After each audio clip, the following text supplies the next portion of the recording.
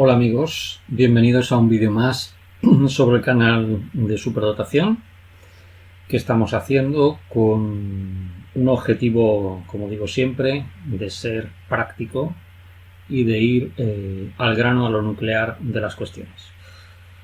Para ello vamos a recurrir sobre todo a la experiencia personal del que habla, de las asociaciones de superdotados en las que he pertenecido, Mensa AES, en las que he podido contactar con muchas personas superdotadas que me han contado sus experiencias, a las que consulto de vez en cuando porque sigo manteniendo contacto con muchas de estas personas, y por supuesto también me baso en la experiencia de miembros de mi propia familia, y también recientemente en muchos vídeos estoy recurriendo a un buen amigo, psiquiatra, que ha sido presidente de la Fundación Zubiri, que es el doctor Héctor Pellegrina Celdrán.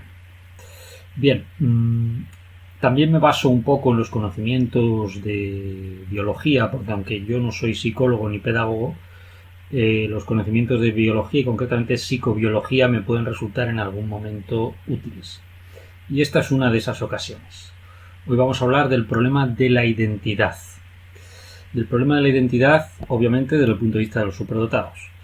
Pero para ello, primero tenemos que saber a qué nos referimos con identidad. Es necesario introducir algunos mínimos aspectos teóricos para poder entender de qué estamos hablando. La identidad en psicología se define como el conjunto de pensamientos, valores, recuerdos y elementos de contexto que constituyen la personalidad de un individuo, su carácter, su modo de vida y la forma en la que actúa. Es un concepto extraordinariamente complejo por su intrínseca composición a base de muchos factores, pero también porque esta identidad no es estática, se va conformando y se va transformando en el curso de la vida y en el curso de las experiencias que vamos teniendo.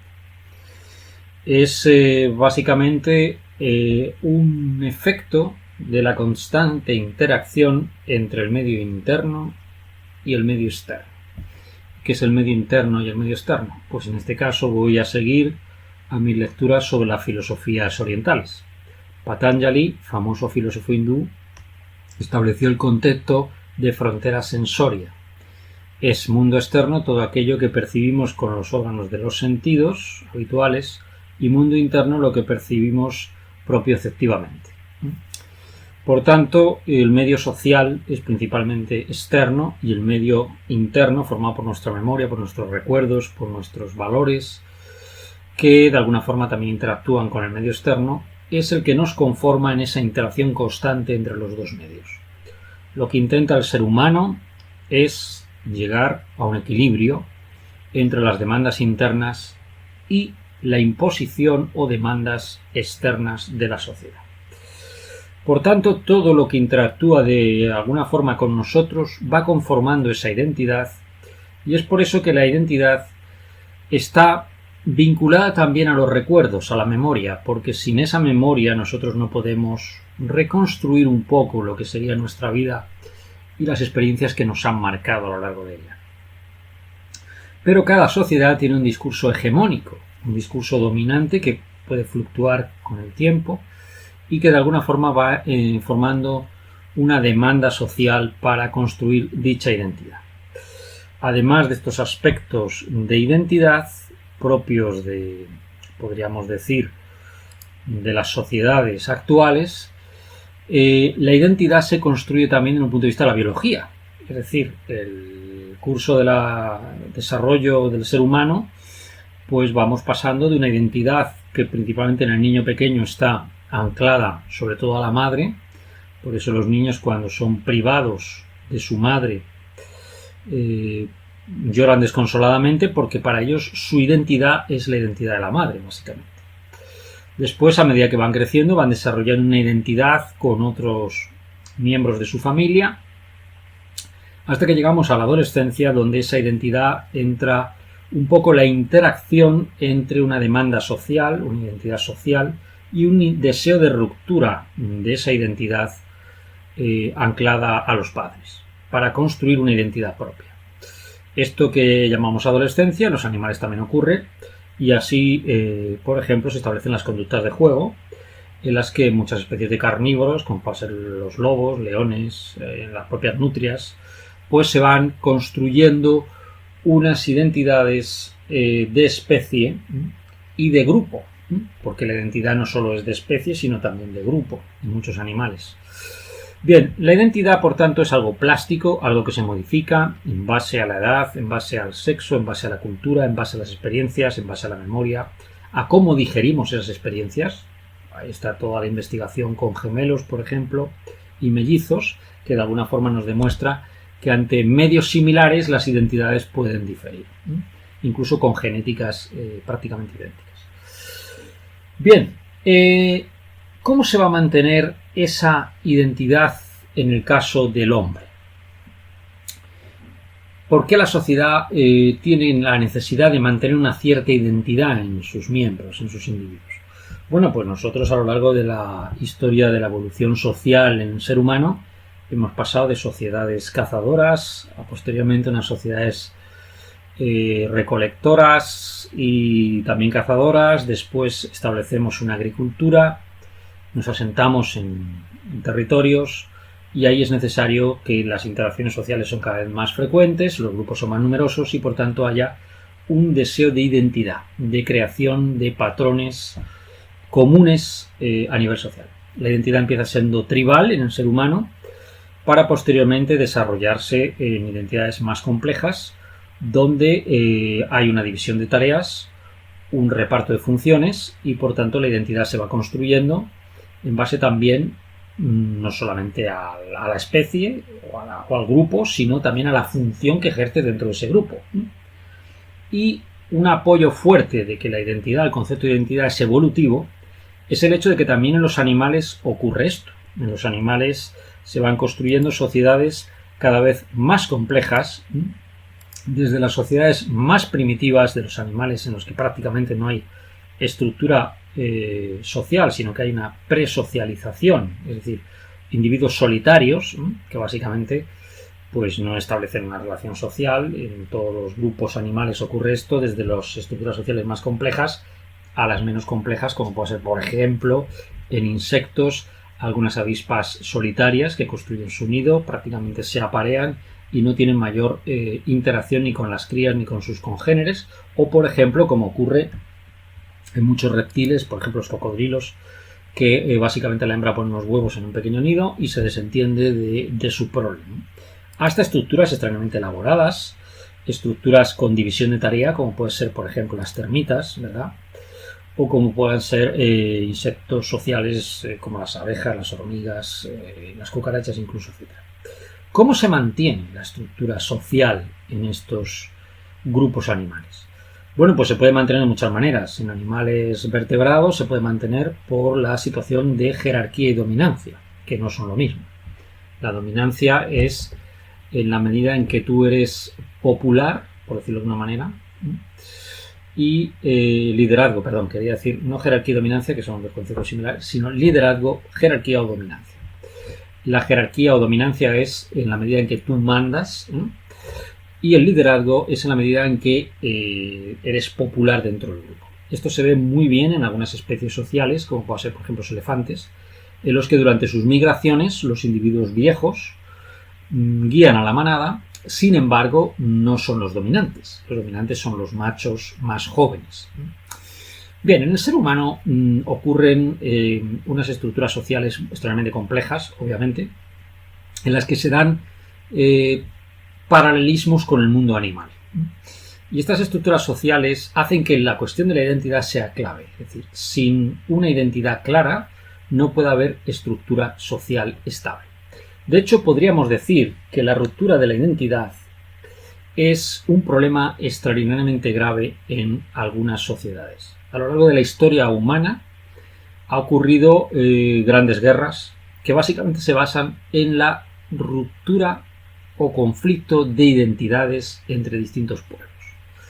Y aquí hay un problema serio, porque si entendemos la identidad como un proceso de adscripción a una escultura, a unas características y nada más, el mantener una propia identidad no es un problema.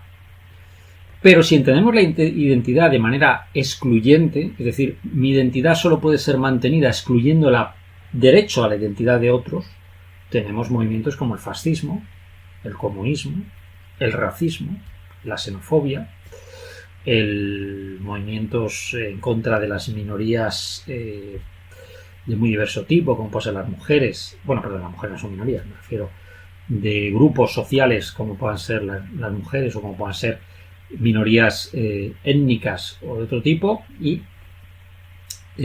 por tanto existe un conflicto constante, sistemático en la sociedad por querer quitar la identidad o el derecho a la identidad a ciertos grupos. Y entonces aparece el machismo, como digo, el racismo, la xenofobia, en todos los diversos tipos y colores que pueda haber, y por supuesto también aparecen conflictos, guerras, como digo, a lo largo de la historia. Por tanto, mantener la propia identidad o ascribirse una identidad no tiene por qué ser necesariamente excluyente con otras identidades, pero el ser humano a veces la ascripción es tan enfermiza, a esa identidad tan rígida, hay tanta intolerancia a las posibles fisuras de esa identidad que eso genera un montón de conflictos, como hemos visto a lo largo de la historia. Podríamos decir que prácticamente la totalidad de las guerras y conflictos entre poblaciones han surgido por problemas de identidad, de alguna forma o de otra.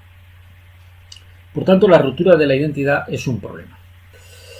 Pero también lo es el hecho de que una sociedad fuertemente identitaria, que no permita la flexibilidad individual en esa identidad, que no permita la identidad personal de la identidad social, esas pequeñas divergencias, que no tolere esas pequeñas divergencias, es una sociedad represiva.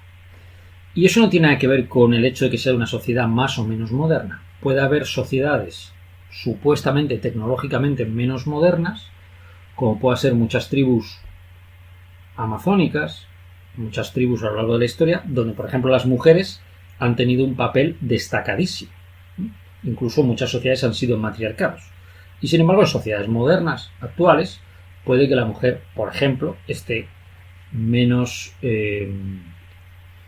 tenga menos derechos o igualdades respecto al hombre, o lo mismo con minorías, ¿no? También en el mundo animal pasa esto. Es decir, hay sociedades animales que el sentimiento identitario es tan fuerte que ya no es un sentimiento de especie, sino de grupo. Por ejemplo, en el caso de insectos sociales, como pueden ser las hormigas, cogemos una hormiga de la misma especie de otro hormiguero y la trasladamos, su olor corporal, sus feromonas no son las mismas, y es atacada y fulminada inmediatamente. Por tanto, el problema de la identidad es un problema cuando esa identidad es opresiva, es una identidad que no tolera las pequeñas variaciones individuales. ¿Qué tiene esto que ver con la superdotación? Bueno, pues tiene mucho que ver, porque si admitimos que la identidad es un concepto evolutivo y hay enormes pruebas para decir esto, no solamente la propia ontogenia del desarrollo humano desde niño a adulto muestra esa evolución, sino también el hecho de que ocurre en las sociedades humanas a lo largo de la historia, en todo el proceso de aparición de la agricultura, de la ganadería, etc., y de las sociedades modernas, y también se ve en el mundo animal. Entonces, en el momento en que lo vemos, esa evolución de la identidad, esa plasticidad de la identidad en el mundo personal de un individuo a lo largo de su vida, en el mundo humano, antropológico, y en el mundo animal, pues está claro que la identidad se construye por la interacción con el medio. ¿Y qué plantea la superdotación aquí? Bueno, pues la superdotación plantea un problema, porque si resulta que la identidad es un concepto evolutivo, resulta que las personas más inteligentes van a tener un deseo de tener su propia identidad mucho mayor. Y ese deseo de tener su propia identidad mayor va a luchar contra el deseo de algunos individuos de anular cualquier divergencia a la propia identidad.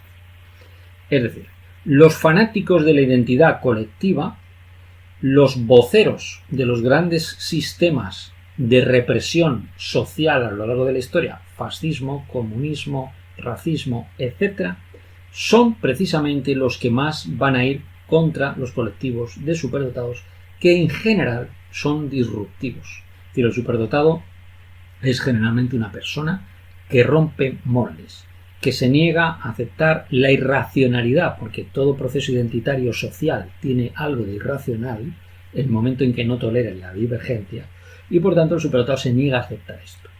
Entonces ahí entra en un conflicto tremendo. La mayor parte de, y además esto se demuestra por la historia, la mayor parte de grandes logros de la humanidad, hoy hablamos de Einstein, por ejemplo, tuvo serios problemas con la identidad de los nazis en su Alemania de adopción. Y por tanto, Einstein tuvo que en un momento de su vida romper moldes. Cuenta en su biografía, que yo me he leído ya 3 veces, que la identidad que él tuvo que desarrollar como científico, como persona extremadamente inteligente que era, luchó contra sus propios colegas. Es decir, ya no estamos hablando de que los nazis tuvieran un fuerte sentimiento identitario contra todo aquel que no seguía sus directrices, sino que además tenemos que tener presente que incluso sus colegas y amigos personales adoptaron ese sentimiento identitario. Por tanto, la identidad, cuando es represiva, genera un problema en las altas capacidades. Ahí tenemos el caso de Newton. Newton, que fue laureado en su época, etc., igual que lo fue Einstein, tenía también serios problemas de relación social con sus congéneres. De hecho, consideraba a la mayor parte de gente estúpida y una pérdida de tiempo hablar con casi todo el mundo. Su reacción fue, de alguna forma, de rechazo a la sociedad. Pasaba gran parte del tiempo solo y tenía un fuerte rechazo a su estructura social. Ahí tenemos el caso de ejemplos de científicos más recientes, como pueda ser James Lovelock, el inventor de la hipótesis de la teoría Gaia. Pues no es una hipótesis, una teoría. La teoría Gaia de que la Tierra funciona como un supraorganismo. Bien, se ha desarrollado su línea de investigación prácticamente en su casa personal, porque él mismo ha dicho que no se lleva bien con el mundo académico. Tenemos muchísimos casos a lo largo de la historia, no solo de la ciencia, de la literatura, etcétera, de que las personas realmente muy, muy inteligentes en general son disruptivas. No aceptan bien la imposición del sentimiento identitario social. Pero esto también ocurre en los animales, como hemos dicho. La ruptura de la identidad se estudia también en los animales más evolucionados. Tengo aquí 2 libritos maravillosos. Uno es de Konrad Lorenz, premio Nobel de Medicina del año 73, que es Hablaba con las bestias, los peces y los pájaros. Un libro realmente maravilloso, lo he leído ya varias veces, donde habla de la evolución social.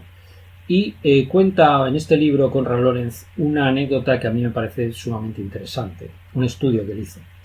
Y es que él estudiaba grajillas, un pequeño córvido, y estudiaba la jerarquía, lo que llama el orden del picoteo a los córvidos. Resulta que una hembra de muy baja jerarquía se aparea con el macho dominante del grupo, y a partir de ese momento adquiere el estatus de dominante ya también y participa en ese orden del picoteo. Mientras antes recibía los picoteos de todo el grupo, de repente parece ella ser la segunda del grupo después del macho alfa, por decirlo de alguna manera. Y esto demuestra que también que el papel social de la identidad puede ser modulado por relaciones de poder o de parentesco, incluso en animales. Y aquí tenemos también la evolución de la cultura en los animales, donde da esta otra idea que acabo de decir, que son los animales disruptivos, precisamente aquellos que innovan tecnológicamente, y esto ocurre también en el mundo animal. Los chimpancés, Jane Goodall estudió esto también, que utilizan instrumentos, son normalmente los más inteligentes, y esos transmiten esa cultura, eso se llama cultura en el mundo animal, ese grado de conocimientos lo transmiten a la descendencia. Y aquí hay un hecho clave que quiero señalar. Si el superdotado es disruptivo, pero al mismo tiempo los grandes logros de la humanidad han llegado de gente superdotada, ¿no sería mejor que esta sociedad fuera un poquito más tolerante a esas pequeñas variaciones del sentimiento identitario? Desde hace más de 30 años vivo en una zona de España en la que yo podría decir que el sentimiento identitario es extremadamente represivo. Personalmente he sufrido ese rechazo sistemático desde hace más de 30 años a mis características particulares. a pesar de no tener yo ningún planteamiento antisocial, sí de reivindicación de mi propia individualidad y de mi protesta personal a la hora de aceptar ciertas cosas que me parecían irracionales. Eso me ha generado una hostilidad tremenda. Esa hostilidad he sido testigo hace poco en una sociedad científica donde por emitir unas opiniones e incluso realizar unas ironías se me ha echado una sociedad científica encima, literalmente, y al mismo tiempo he tenido una defensa de parte de esa sociedad científica acérrima. Pero yo me he quedado pensando bastante, y esto es el motivo principal de este vídeo, me he quedado pensando bastante en lo que me ha ocurrido en esta sociedad y realmente me he dado cuenta que una cosa es el estatus social y otra es la inteligencia, por supuesto, y otra es el sentimiento identitario. Incluso en la comunidad científica puede haber gente extraordinariamente tonta, por decirlo de alguna manera, desde el punto de vista de flexibilidad mental, de apertura mental a la identidad de otros. Me he dado cuenta que la ciencia no está exenta tampoco de estos problemas. Tenemos a pensar que el científico, como persona muy inteligente, que está un poco al margen, o el científico loco, ¿verdad?, que está al margen un poco de modas, que va a su aire. No. Las sociedades humanas son fuertemente identitarias. En la medida en que nosotros seamos capaces de digerir esa identidad, porque llegando a este punto debemos plantearnos ¿qué hacemos? ¿Qué hacemos las personas superdotadas cuando vivimos en sociedades, como me ha pasado a mí en estos últimos 30 años, con un sentimiento identitario que yo calificaría de tribal, fuertemente tribal? Pues yo diría que no podemos renunciar a nuestro propio yo, y que por muchos conflictos que tengamos, aunque no lo busquemos, con ese sentimiento de identidad social, yo creo que tenemos que manejarnos en un equilibrio que es muy difícil, que es sin renunciar a nuestro yo, porque si renunciamos a nuestro yo ya estaremos frustrados el resto de nuestra vida, tratar de que la gente con fuerte sentimiento identitario, es decir, tribal, que normalmente es la gente más tonta, la gente que más importancia da, por ejemplo, a la burocracia, a la posición social, son gente que te restriega su posición social, o gente que te, por ejemplo, como me pasa a mí cuando vas ascendiendo en el escalafón, te trata con servilismo. Es decir, no ven a la persona, ven el estatus que esa persona ocupa. Ese sentimiento identitario es un sentimiento que es anti-innovación, un sentimiento retrógrado que nos retrotrae a las sociedades tribales. Si queremos construir una sociedad moderna tiene que ser inclusiva, pero no inclusiva porque también se puede ser identitario con esa inclusividad. Es decir, no inclusiva de discriminar positivamente a las minorías, sino de garantizar que las reglas del juego sean exactamente iguales para todos, independientemente de las características personales de cada individuo, de su pertenencia a raza, religión, orientaciones sexuales o lo que sea. Por tanto, la única forma de que la sociedad avance es que la sociedad sea cada vez más respetuosa con esa identidad individual. ¿Que mantenga unas reglas de juego comunes? Por supuesto, si no la sociedad no se sostiene. Eso de esa visión de Kropotkin que decía el anarquista ruso, que decía que si dejamos a cada ser humano hacer lo que quiera, llegará a ser la sociedad armónica, eso es una falacia absoluta. Es decir, la sociedad tiene que mantener unas reglas del juego, evidentemente, pero no ser tan fuertemente identitaria que impida la tolerancia hacia distintos grupos sociales. Y termino diciendo que los superdotados precisamente son, yo creo, el grupo más amenazado por esas fuertes construcciones identitarias. Un superdotado es difícil, no digo que no existan, existen evidentemente, es difícil que se ascriba a un ideario muy fijo, porque su tendencia a pensar por sí mismo le va a llevar siempre a ser disruptivo. No suelen militar en organizaciones políticas ni religiosas durante mucho tiempo. No suelen participar en grupos colectivos durante mucho tiempo. Tienen un sentimiento identitario propio muy fuerte. La única forma de sobrevivir en sociedades represivas, en sociedades con ese sentimiento identitario social impositivo, es manejarse en ese difícil equilibrio de no ser visto como una amenaza, pero al mismo tiempo no ser visto como un individuo dócil o que renuncia a su propia identidad. Porque recordemos que cuando los demás ven un individuo que tiene una identidad propia, surge una relación de amor-odio. Yo particularmente he sufrido esto toda mi vida. Una relación de amor-odio en la que eres admirado por un lado por ser diferente, por ir por tu cuenta, por tener un pensamiento original, y al mismo tiempo odiado precisamente por lo mismo, por ser disruptivo, según la interpretación de algunos, porque tu simple presencia como superdotado les plantea a ellos un conflicto. Un conflicto porque eres visto como una amenaza al grupo y al mismo tiempo un conflicto porque en el fondo mantener una fuerte identidad social es frustrante para el individuo. Es decir, le reprime en su individualidad. El individuo reprimido es el individuo más fuertemente dictatorial a la hora de mantener esa identidad social. Así que esto es un problema. La identidad es un problema porque en la medida en que las sociedades no sean evolucionadas verdaderamente, y no tiene nada que ver eso con la evolución tecnológica, en esta lista científica me he encontrado gente que trabaja en países como Estados Unidos con un fuerte sentimiento identitario, intolerante total. Y entonces dices, ¿pero cómo es posible que en un país tan avanzado? Pues sí, la intolerancia está en todas partes. En los países avanzados y en los países menos avanzados, a nivel tecnológico me refiero. No pensemos que la intolerancia es una cosa solo de las tribus que viven en sociedades tecnológicamente poco avanzadas. La intolerancia está por todas partes. Y escribe cualquier forma. Puede ser incluso una persona que defiende una postura aparentemente digna, como son los derechos de las mujeres o de las minorías, ser absolutamente intolerante. Una cosa es ser Gandhi y defender a la minoría india y sus costumbres de la imposición del Imperio Británico, y otra es ser, como la noche de los cuchillos largos, ¿verdad?, de cargarse a los británicos que están invadiendo mi país. Una cosa es querer a tu propia región y otra tener un sentimiento nacionalista que acabe generando una guerra mundial. Otra cosa es, tener una fuerte identidad racial de los derechos, por ejemplo, los afroamericanos en Estados Unidos, como Martin Luther King, y otra, ser Malcolm X. Es decir, son cosas totalmente diferentes. La identidad propia no debe estar en conflicto con la identidad social, y la identidad social no debe imponer a la identidad propia o personal sus condiciones hasta el punto que le reprime. Es un equilibrio muy difícil en el que la sociedad humana lleva desde hace siglos.